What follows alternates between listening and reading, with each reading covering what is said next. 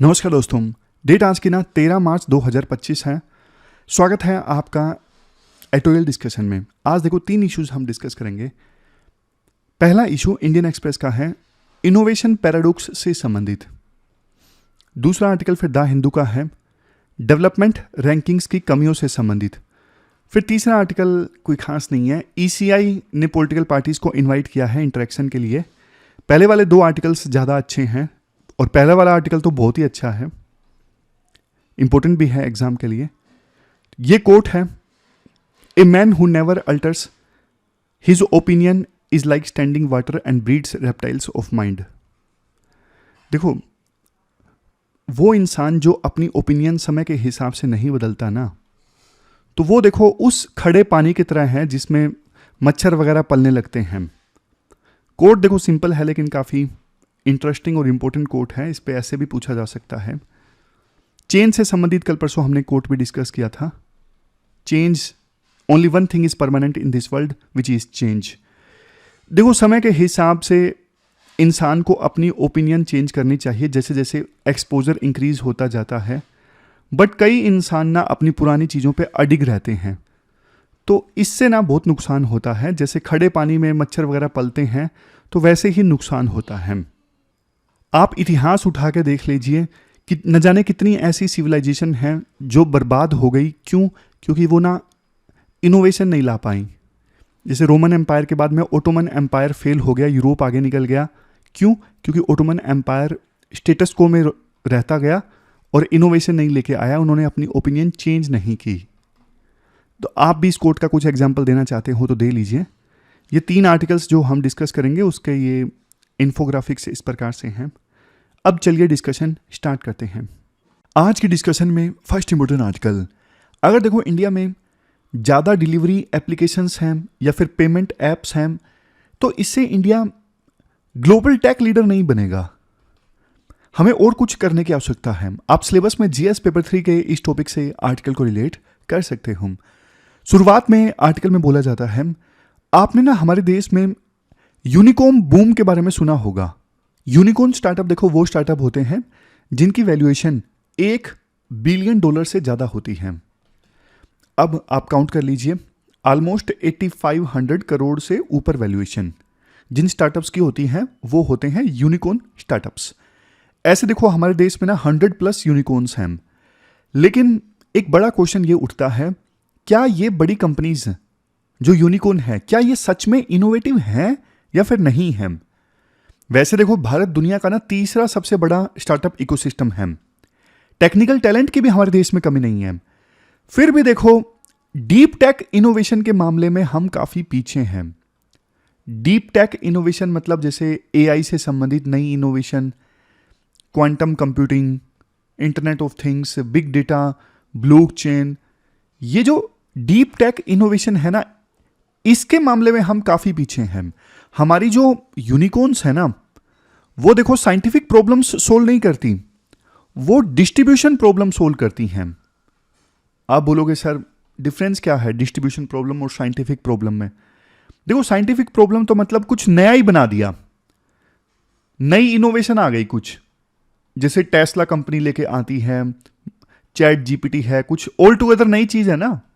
लेकिन नहीं, हमारी कंपनीज क्या करती हैं, जैसे एडटेक का एग्जांपल लीजिए। पहले कोचिंग सेंटर्स थे तो कोचिंग सेंटर्स बच्चों को पढ़ाते थे, तो अब अनअकैडमी, फिजिक्स वाला, ये जो स्टार्टअप्स हैं ये ऑनलाइन पढ़ाने लग गए हैं। ऐसा तो नहीं कि ये जो एडटेक्स हैं कोई ऐसी टेक्नोलॉजी लेकर आ गए जिससे मतलब एजुकेशन हासिल करने का जो मेथड है वही बदल गया। ऑल टुगेदर कोई नई चीज नहीं लेके आए। वो पहले भी बोर्ड पे पढ़ाया करते थे, अभी भी बोर्ड पे पढ़ाया करते हैं टीचर। कुछ नया तो नहीं हुआ ना। तो ये क्या हुई, ये डिस्ट्रीब्यूशन प्रॉब्लम सोल्व हुई। पहले कुछ लोगों तक एजुकेशन नहीं पहुंच पा रही थी, अब पहुंच पा रही हैं। गांव में पहले नहीं बच्चे पढ़ पा रहे थे, अब डिजिटलाइजेशन आ गया है तो पढ़ पा रहे हैं। लेकिन तो तरीका तो वही है ना, सेम। वैसे देखो भारत सरकार ने ना एक इंडिया एआई मिशन लॉन्च किया। 10,000 करोड़ का 5 साल का ये प्रोग्राम है। इसमें एआई कंप्यूटिंग के लिए infrastructure, data sets, foundational models जैसे चैट जीपीटी, स्किलिंग और फंडिंग, ये सब शामिल हैं। लेकिन देखो, सिर्फ एडोप्शन से इनोवेशन नहीं होता। क्या मतलब है इस चीज का? इस चीज का ना मतलब आप इस टेबल की सहायता से समझिए। ये जो टेबल है ना, या फिर जो मैंने आपको दिखाया था, यहां पे भी ये टेबल है, इनोवेशन पैराडॉक्स फ्रेमवर्क। आप ध्यान से समझिएगा, पूरी कहानी समझ जाओगे आप। ये एक मैट्रिक्स है 2x2 का। यहां पे है हाई कंपटीशन, लो कंपटीशन, हाई अपॉर्चुनिटी, लो अपॉर्चुनिटी। आप इस टेबल का मतलब समझ जाओगे। सबसे पहले शुरुआत करते हैं फर्स्ट क्वाड्रेंट से। फर्स्ट क्वाड्रेंट में low competition and high local opportunity, ये होगा ना first quadrant. Low competition, high local opportunity. Don't worry, simple भाषा में समझिए। मार्केट स्कीमर्स आते हैं सबसे पहले फर्स्ट क्वाड्रेंट में। हमारे देश में ज्यादा बिजनेसेस ना इसी कैटेगरी में आते हैं। मार्केट स्कीमर्स मतलब हमारे देश की जो डोमेस्टिक मार्केट है ना, आपको पता है बहुत बड़ी है, बहुत ज्यादा पॉपुलेशन वाला हमारा देश है। तो इस कैटेगरी में जो बिजनेसेस आते हैं ना, वो डोमेस्टिक मार्केट की जो क्रीम है ना वो खा जाते हैं। मतलब उन्हें कोई इनोवेशन लाने की जरूरत नहीं पड़ती, बस वो क्या कर रहे हैं, डोमेस्टिक मार्केट इतनी बड़ी है उसी का फायदा उठा रहे हैं। जैसे भारत पे है, भारत पे ने क्या ही किया, स्मॉल जो मर्चेंट्स हैं उनको डिजिटल पेमेंट्स एक्सेसिबल बना दी। कोई साइंटिफिक ब्रेक थ्रू नहीं, बस एग्जिस्टिंग टेक्नोलॉजी को इंप्लीमेंट कर दिया। ऑलरेडी पेमेंट ऐप्स तो थे ही ना, लेकिन भारत पे ने क्या किया, बस ऑलरेडी टेक्नोलॉजी एग्जिस्ट कर रही थी, उसको इंप्लीमेंट कर दिया। कोई नई चीज तो की नहीं, कोई साइंटिफिक ब्रेक थ्रू तो आया नहीं। इवन अनअकैडमी मान लीजिए, या बायजू मान लीजिए, या फिजिक्स वाला, जो भी आपको मानना है। तो इन्होंने भी क्या किया, जो मैंने आपको पहले बताया, टेस्ट प्रिपरेशन को सिर्फ डिजिटाइज कर दिया। एजुकेशन को रीइमेजिन नहीं किया, कुछ नया नहीं लाए एजुकेशन सिस्टम में। बस इंडियन मार्केट में एजुकेशन में थोड़ी इनएफिशिएंसीज थी, उनको दूर करके इंप्लीमेंटेशन से पैसा कमाने की कोशिश की। तो ये है मार्केट स्कीमर। कुछ नया नहीं कर रहे हैं, बस मार्केट में डोमेस्टिक मार्केट बड़ी है, चीजों को एग्जिस्टिंग टेक्नोलॉजी को इंप्लीमेंट करके कोशिश कर रहे हैं पैसा कमाने की। इसके बाद आप दूसरा क्वाड्रेंट देखिए, एफिशिएंट एडेप्टर्स। एफिशिएंट एडेप्टर्स, ये कंपनीज देखो थोड़ी बहुत इनोवेशन जरूर करती हैं, सिर्फ लोकलाइजेशन में ये इनोवेशन करती हैं और एफिशिएंसी में इनोवेशन करती हैं, टेक्नोलॉजी में इनोवेशन नहीं करती। जैसे अमेजोन की कॉपी करके फ्लिपकार्ट आया। अब देखो, लोकल सिचुएशन के हिसाब से फ्लिपकार्ट ने 2-3 नई चीजें की, जैसे कैश ऑन डिलीवरी चालू कर दिया, मोटरसाइकिल डिलीवरी नेटवर्क, ऐसे 2-3 चीजें नई नई ट्राई की फ्लिपकार्ट ने, लेकिन टेक्नोलॉजी नई नई लेके आए, उसी अमेजोन की टेक्नोलॉजी को अडेप्ट किया। उसी प्रकार से जोमेटो स्विगी है, ऐसा थोड़ी ना कि कोई ऑल टुगेदर नई टेक्नोलॉजी ये लेके आ गए, बस इन्होंने डिस्ट्रीब्यूशन प्रॉब्लम सोल्व की, अब लोगों को घर बैठा खाना मिल जाता है। तो समझ गए, ये हैं हाई एडेप्टर्स। फिर हमारे देश में नेक्स्ट क्वाड्रेंट में कंपनीज आती हैं ग्लोबल इनोवेटर। नहीं, पहले ये डिस्कस करते हैं। थर्ड क्वाड्रेंट में कंपनी आती है ग्लोबल आउटसाइडर, जैसे डिक्सन टेक्नोलॉजीज। अब देखो, डिक्सन टेक्नोलॉजीज जो है, ये है तो वैसे $1 बिलियन बिजनेस। ये एलईडी भी बनाती है, फोन्स भी बनाती है, लेकिन कभी आपने नाम सुना है डिक्सन टेक्नोलॉजीज का? नहीं सुना होगा। क्यों नहीं सुना आपने नाम? क्योंकि देखो, ये फोन बनाती है, एलईडी बनाती है और बहुत सारे इलेक्ट्रॉनिक गैजेट्स बनाती है दूसरों के लिए।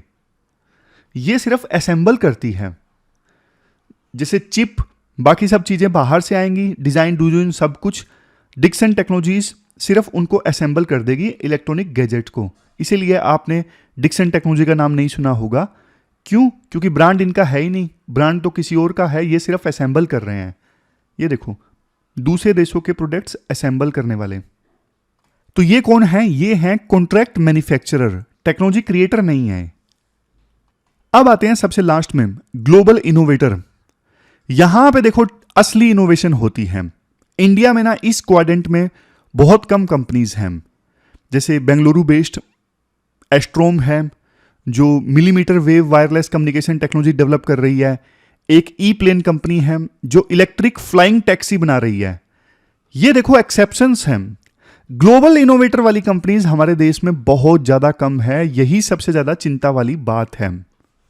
ये डिस्ट्रीब्यूशन वाली प्रॉब्लम ज्यादा है, लेबर सस्ती है, डिस्ट्रीब्यूशन इतनी बड़ी मार्केट है, तो डिस्ट्रीब्यूशन सोल्व कर रही हैं कंपनीज, नई चीज नहीं बना रही हैं, नई इनोवेशन नहीं लेके आ रही हैं। अच्छा, ये चारों क्वाड्रेंट्स मैंने आपको बता दिए। अब आप पूछोगे सर एक चीज समझ में नहीं आई। मुझे पता आपको क्या समझ में नहीं आया होगा। ये हाई कंपटीशन, लो कंपटीशन, हाई अपॉर्चुनिटी, लो अपॉर्चुनिटी का क्या मतलब है, तो ये मैं आपको अभी बता देता हूं। देखो, पहला जो ये क्वाड्रेंट है ना, इसमें कंपटीशन हाई है और अपॉर्चुनिटी भी हाई है। तो हाई कंपटीशन का मतलब ये होता है ऐसे सेक्टर या मार्केट जिसमें बहुत सारे प्लेयर्स ऑलरेडी एग्जिस्ट करते हैं और कंपटीशन बहुत ज्यादा है। यहां नए एंट्रेंट्स के लिए सर्वाइव करना मुश्किल होता है, क्योंकि पहले से ही एस्टैब्लिश्ड कंपनीज हैं जो मजबूत पोजीशन में हैं।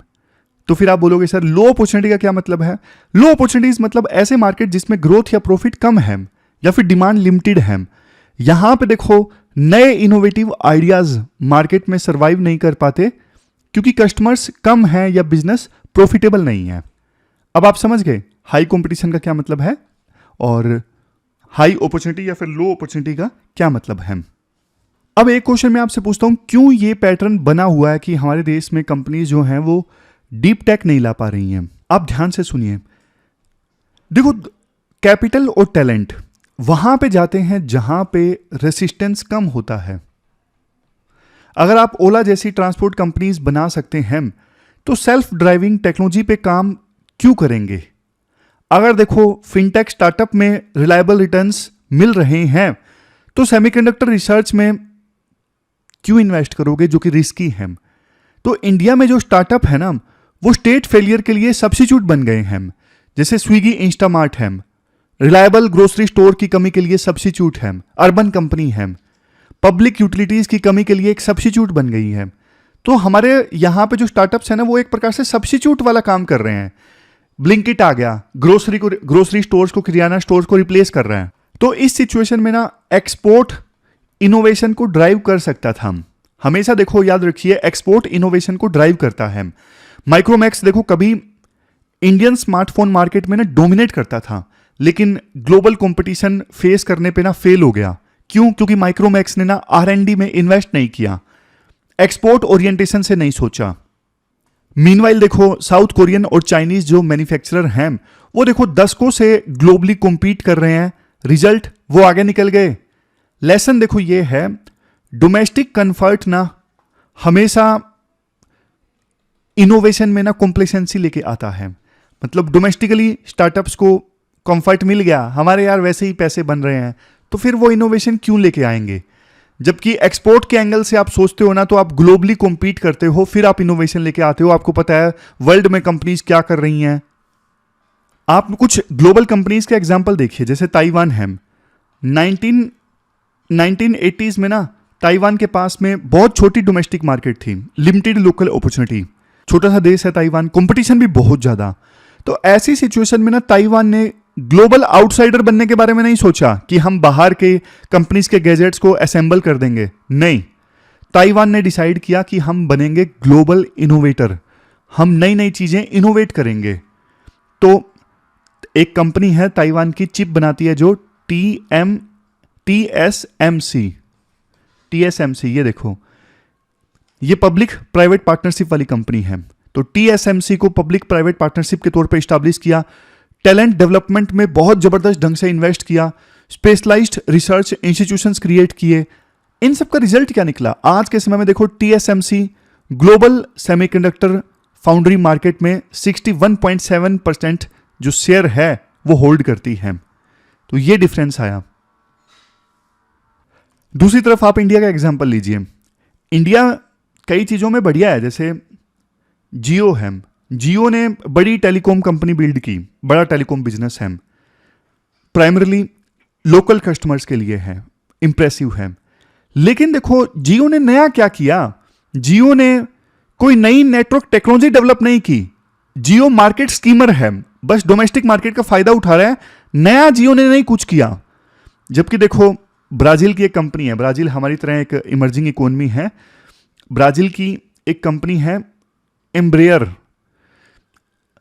ब्राज़ील में भी देखो डोमेस्टिक मार्केट बहुत बड़ा है, हमारी तरह इनएफिशिएंसीज है मार्केट में, लेकिन इनकी जो एम्ब्रेयर कंपनी है ना, वो कॉमर्शियल एयरक्राफ्ट मार्केट में ना ग्लोबली कॉम्पीट कर रही है। कैसे पॉसिबल हुआ? ब्राजील की सरकार ने पॉलिसीज ऐसी फॉलो की। ब्राजील की सरकार में ना वहां पे मिलिट्री कॉमर्शियल टेक्नोलॉजी ट्रांसफर हुआ।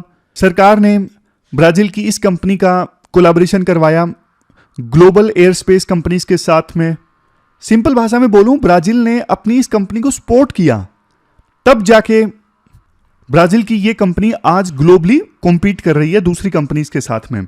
इवन साउथ कोरिया के साथ भी ऐसा ही है। साउथ कोरिया की 1960s में पर कैपिटा जीडीपी इंडिया के बराबर थी, लेकिन आज 10 गुना ज्यादा है इंडिया से। ये जो आज आप सैमसंग का नाम सुनते हो ना हर चीज में, सैमसंग के मोबाइल फोन, गैलेक्सी, ये वो, सैमसंग किसी समय में ना मछलियां और वेजिटेबल्स बेचने वाली ट्रेडिंग कंपनी थी, लेकिन साउथ कोरिया की सरकार के सपोर्ट के साथ में आज सैमसंग कंपनी देखो कितना आगे बढ़ गई है। साउथ कोरिया की सरकार ने सैमसंग को प्रोटेक्शन दिया, एक्सपोर्ट परफॉर्मेंस से जुड़ी सब्सिडीज दी, कैपिटल का एक्सेस दिया, तभी जाके जो ये सैमसंग है इतना बड़ा नाम कमा पाई है, इतना बड़ा काम कर पाई है। अब आप ना एक और टेबल देखिए 2x2 वाला। यहां पे है strong ecosystem, weak ecosystem, high state capacity, low state capacity. कोई भी देश कैसे डेवलप करता है आप यहां पे देखिए। सबसे पहले है high state capacity, strong ecosystem. Strong ecosystem यहां पे है, हाई स्टेट कैपेसिटी ये है, तो यहां पे आएगा, ये फर्स्ट क्वाड्रेंट है। इसमें आता है Germany.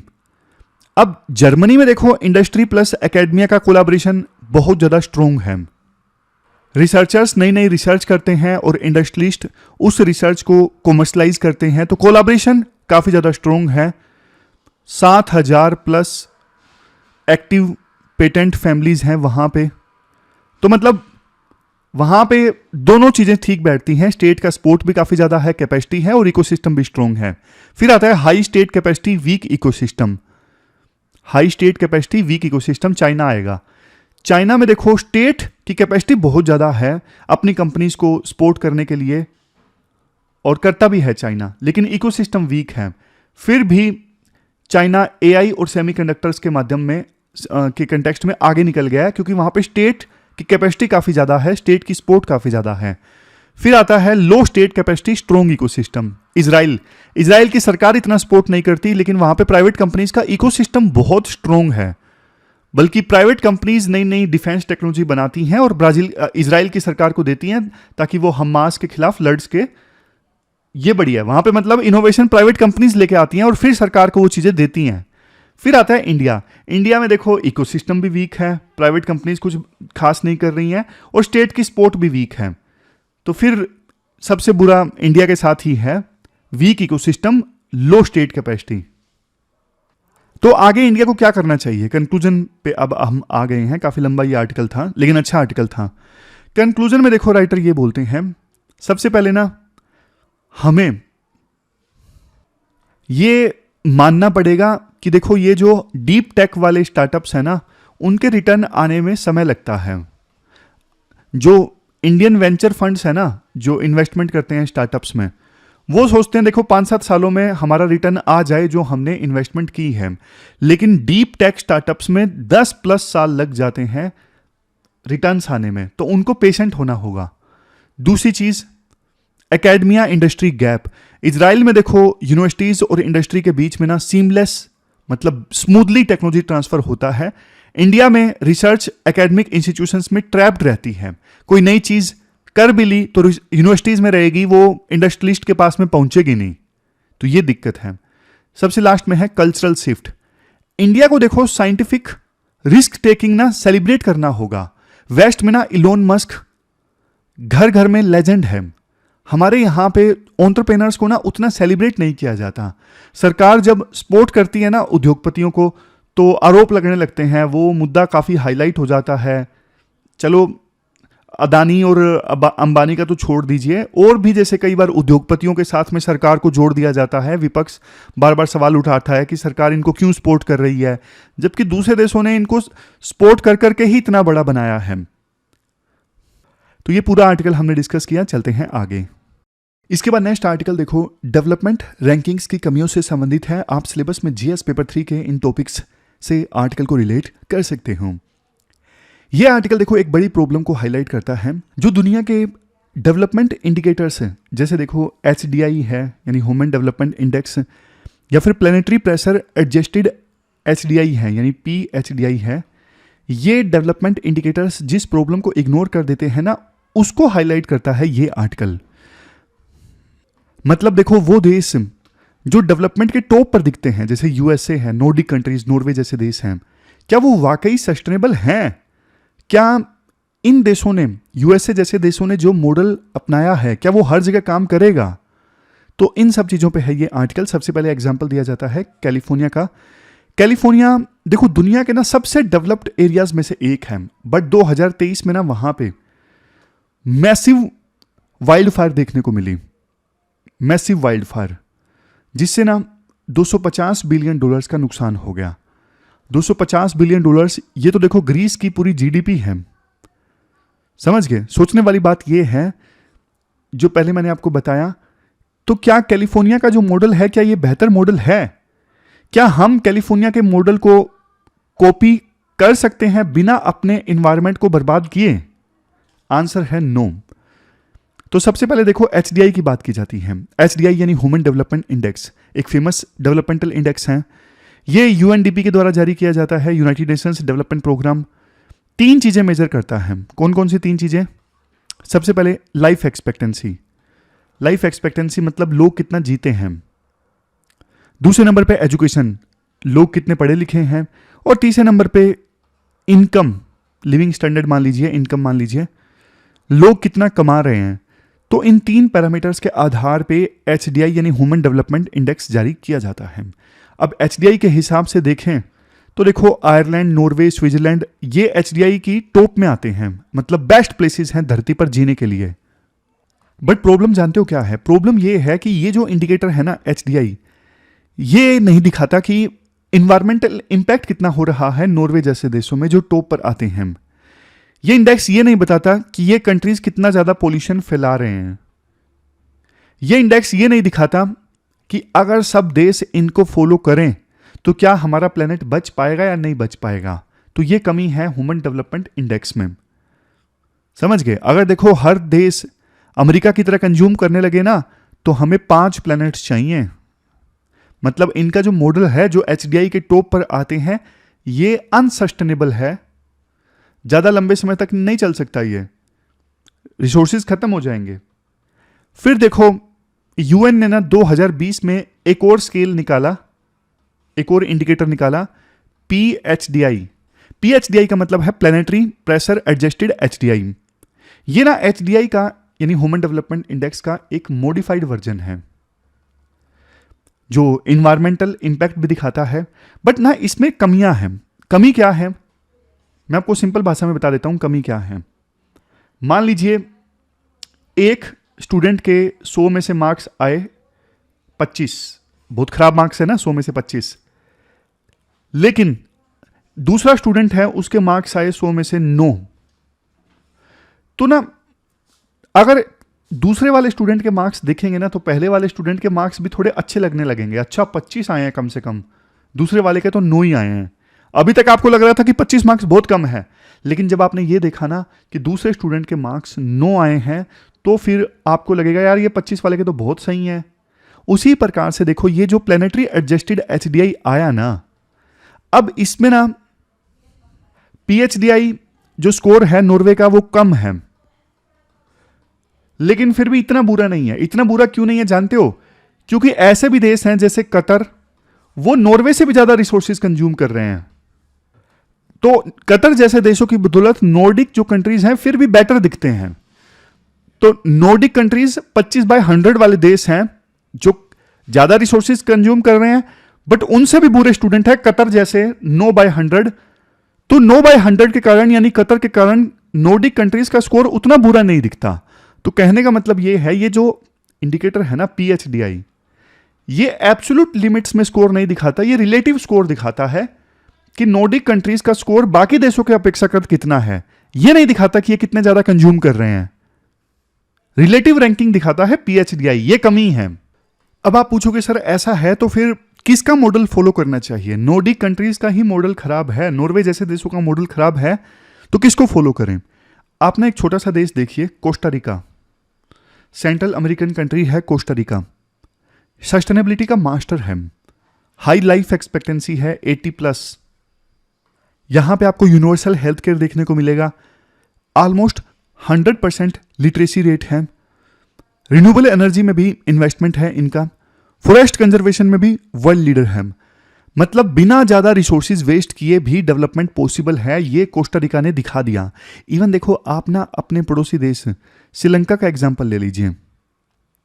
Sri Lanka south Asian countries हैं, साउथ एशियन कंट्री है, हेल्थ और एजुकेशन स्ट्रोंग है, HDI में स्कोर 0.78, लाइफ एक्सपेक्टेंसी और लिटरेसी अच्छी है, बट एक कमी है श्रीलंका में, पॉलिटिकल इंस्टेबिलिटी है, क्राइसिस में फंस गया।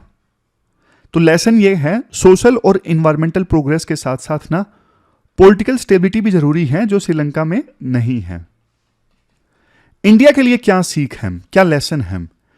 देखो इंडिया 140 करोड़ लोगों का देश है, हम इतना ज्यादा रिसोर्स अगर कंज्यूम करेंगे जितना US करता है तो ये सस्टेनेबल नहीं होगा, फ्यूचर जनरेशन के लिए कुछ नहीं बचेगा।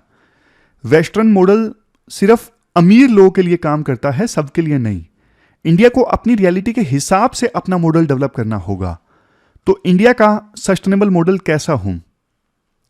देखो GDP से ज्यादा ना हमारे देश में सस्टेनेबिलिटी पे फोकस होना चाहिए। भाई हम रिसोर्सेज को बचाएं आने वाले जनरेशन के लिए, लोकल रिसोर्सेज को हम स्मार्टली यूज करें, ऐसे ही वेस्ट ना करें। रिन्यूएबल एनर्जी और ग्रीन टेक्नोलॉजी पे हमारा फोकस होना चाहिए, एजुकेशन और हेल्थ केयर को हम प्रायोरिटी दें, सोशल जस्टिस पे हम फोकस करें, सबको हम साथ लेके चलें। ये इंडिया का मॉडल होना चाहिए। जैसे आप केरला का एग्जांपल लीजिए, केरला में हेल्थ और एजुकेशन स्ट्रोंग है, पर देखो डेवलपमेंट लो रिसोर्सेज कंजम्पशन पे बेस्ड है। इवन आप गुजरात का एग्जांपल लीजिए, गुजरात रिन्यूएबल एनर्जी में सक्सेस प्राप्त कर चुका है, इंडिया का सबसे बड़ा सोलर पार्क गुजरात में है। मतलब हम सस्टेनेबल ग्रोथ कर सकते हैं बिना इन्वायरमेंट को नुकसान पहुंचाए। तो इंडिया के हिसाब से डेफिनेशन ऑफ प्रोग्रेस जानते हो क्या होनी चाहिए? असली प्रोग्रेस का मतलब यह है, होना चाहिए इंडिया में हर आदमी देखो डिग्निटी के साथ जिए, इन्वायरमेंट सेफ रहे, फ्यूचर जनरेशंस के लिए रिसोर्सेज बचे रहें। तो हमारी मोरल ड्यूटी भी यही है और सर्वाइवल स्ट्रेटेजी भी यही होनी चाहिए। तो ये पूरा आर्टिकल हमने डिस्कस किया, चलते हैं आगे। इसके बाद नेक्स्ट आर्टिकल देखो, इलेक्शन कमीशन ऑफ इंडिया से संबंधित है। आप सिलेबस में GS पेपर सेकंड के इस टॉपिक से आर्टिकल को रिलेट कर सकते हो। ECI क्या है आपको पता है, वो सारी चीज़ें इलेक्शन कंडक्ट करता है, कॉन्स्टिट्यूशनल बॉडी है, संविधान के आर्टिकल 324 के तहत इस्टाब्लिश हुई, ये सब आपको पता है। लेकिन देखो पिछले कुछ समय से ना एक प्रॉब्लम थी, अपोजिशन के कंप्लेंट से ECI की वर्किंग को लेकर काफ़ी ज़्यादा बढ़ गए थे। जैसे वोटर रजिस्ट्रेशन में issues, voter turnout figures publish करने में डिलेज। तो ECI का रिएक्शन क्या था? ECI का रिएक्शन ना शुरुआत में अनयूजुअली एग्रेसिव था। एक संस्थान का रिएक्शन कभी एग्रेसिव नहीं होता, कितना भी क्रिटिसिज्म हो एक डिग्निटी वाली लैंग्वेज में वो संस्थान जवाब देता है। But election commission of India का रुख अपोजिशन के प्रति एग्रेसिव था। लेकिन अब एक अच्छा कदम लिया गया है ECI के द्वारा। नए जो चीफ इलेक्शन कमिश्नर चुने गए हैं ना, उन्होंने पॉलिटिकल पार्टीज को इनवाइट किया है इंटरेक्शन के लिए।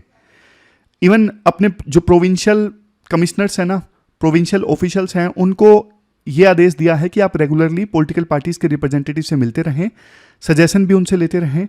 ये देखो पॉजिटिव स्टेप है, क्योंकि डायलॉग इस्टेब्लिश होगा इससे ECI और अपोजिशन पार्टीज के बीच में।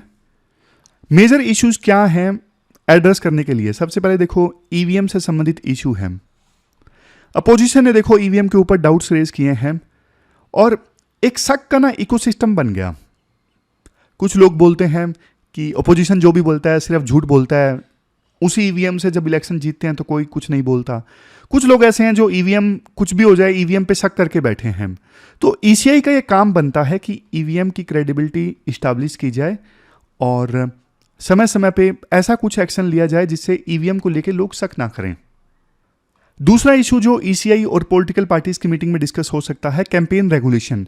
कैंपेन रेगुलेशन मतलब पॉलिटिकल पार्टीज जो इलेक्शन के दौरान खर्च करती हैं ना, उसमें लिमिट इस्टेब्लिश करना। इवन हेट स्पीच पे एक्शन लेना, ऑफेंसिव स्टेटमेंट्स पे कार्रवाई करना, इलेक्शंस की टाइमिंग से संबंधित इश्यूज में ट्रांसपेरेंसी लेके आना। तो ये सारे जो इश्यूज हैं ना, इसमें अपोजिशन और सरकार के बीच में लेवल प्लेइंग फील्ड होना चाहिए। इलेक्शन कमीशन ऑफ इंडिया ऐसा कोई फैसला ना ले जिससे सरकार को, रूलिंग पार्टी को फायदा हो। देखो, आजादी के बाद ना ईसीआई जो है एक ऑटोनोमस बॉडी के रूप में इवोल्व हुआ है। ईसीआई ने अच्छा काम भी किया है, वोटर पार्टिसिपेशन हमारे देश में बढ़ा है, इलेक्टोरल डेमोक्रेसी में विश्वास बढ़ा है। लेकिन देखो, ईसीआई को अपनी वर्किंग में ना ट्रांसपेरेंट होना चाहिए और ज़्यादा, क्योंकि जिम्मेदारी ईसीआई के ऊपर बहुत ज़्यादा बड़ी है। एक इशू देखो, ये एपिक कार्ड से संबंधित था, जिसमें अलग अलग राज्यों में डुप्लीकेट एपिक कार्ड्स थे। मतलब ये 10 नंबर का जो डिजिट नंबर था वो सेम था कई सारे राज्यों में, कई सारे कार्ड्स के ऊपर। लेकिन ये उतना बड़ा इशू नहीं है राइटर के अनुसार। बड़ा इशू ये है कि अलग अलग पोलिंग स्टेशंस पे, एक ही कॉन्स्टिट्यूएंसी में अलग अलग पोलिंग स्टेशंस पे सेम एपिक नंबर का होना, ये बड़ा इशू है। मतलब एक वोटर महाराष्ट्र का है, एक हरियाणा का है, दो अलग अलग वोटर हैं, दोनों के आईडी कार्ड पे, वोटर आईडी कार्ड पे सेम एपिक नंबर है, तो वो इशू नहीं है। लेकिन एक कॉन्स्टिट्यूएंसी है, फॉर एग्जांपल हिसार है हरियाणा में, वहां पे एक पोलिंग स्टेशन पे और दूसरे पोलिंग स्टेशन पे सेम एपिक नंबर है, तो इसमें फर्जीवाड़ा का संदेह ज्यादा होता है। सेम कंस्टिट्यूएंसी में डुप्लीकेट एपिक नंबर्स का होना।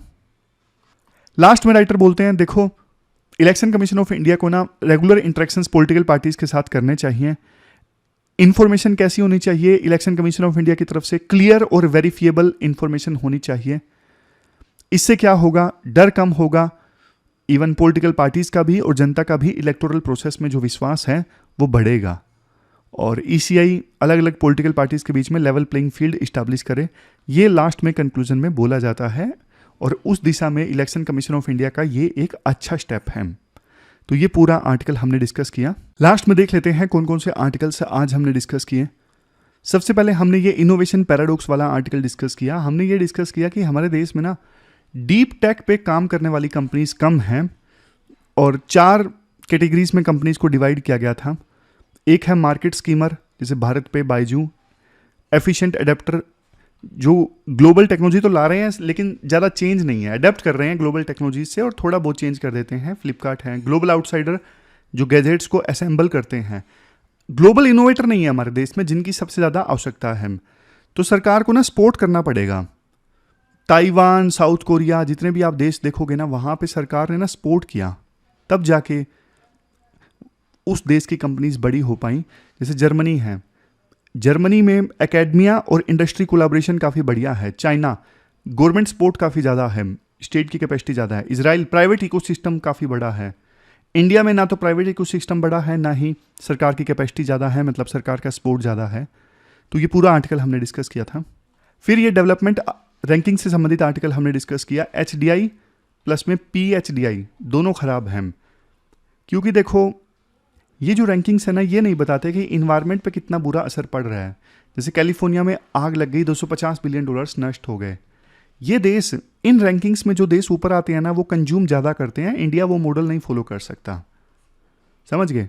PHDI इन्वायरमेंट को नुकसान तो बताता है, लेकिन रिलेटिव रैंकिंग देता है, एब्सोल्यूट लिमिट में नहीं दिखाता। कोस्टा रिका का मॉडल बढ़िया है, राइटर बताते हैं। कोस्टा रिका में इन्वायरमेंट को कम से कम नुकसान है, रिन्यूएबल एनर्जी में फोकस है, फॉरेस्ट कंजर्वेशन पे फोकस है, और HDI रैंकिंग 0.81 है। तो मतलब ह्यूमन डेवलपमेंट और इन्वायरमेंट के बीच में बैलेंस है। इवन श्रीलंका भी, श्रीलंका में कमी ये है कि वहाँ पे पॉलिटिकल स्टेबिलिटी नहीं है।